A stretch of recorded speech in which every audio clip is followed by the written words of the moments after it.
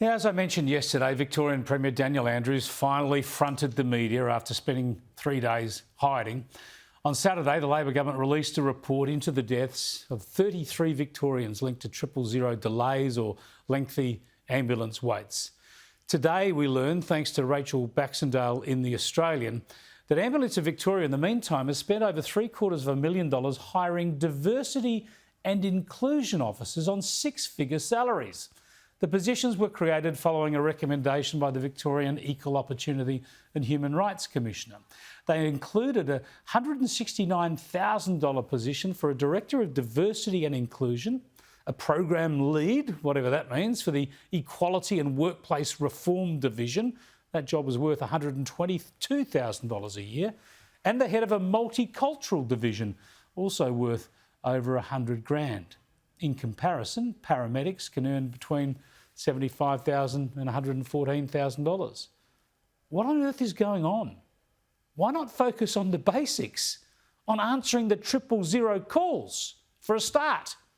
Let me bring in Rachel Baxendale, Victorian political reporter with The Australian newspaper, who broke this story. Thanks for talking to us again, Rachel. This seems extraordinary, a system that's clearly under stress, under strain, under-resourced, but they're cock-a-hoop with diversity officers.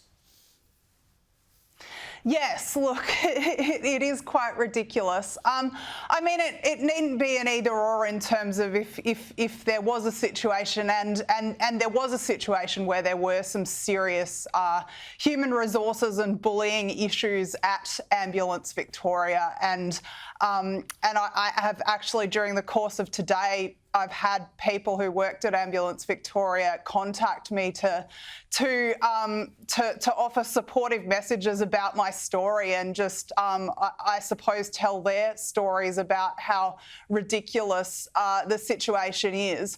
Essentially, in response to what had been some perfectly valid bullying complaints, the Andrews government engaged the Human Rights and Equal Opportunities Commissioner to put together a very extensive, a two-volume report.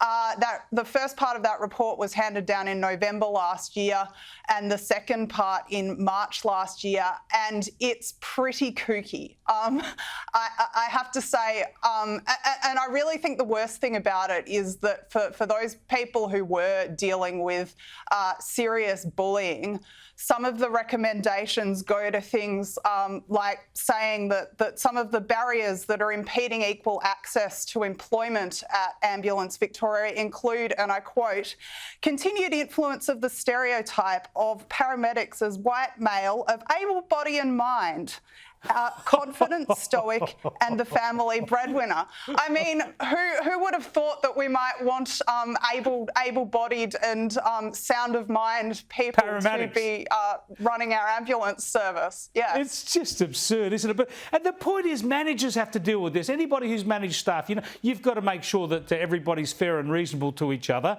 You don't employ 3 people on over $100,000 to push this agenda, especially when you're running an organisation that's short-staffed. Yes. 6 people. So what you need is more people answering the bloody phones.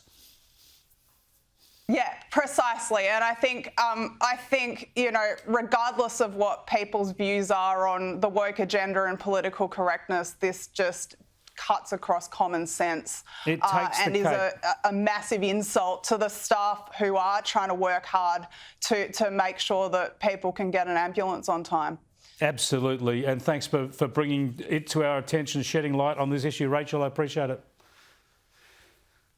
You're very welcome, Chris.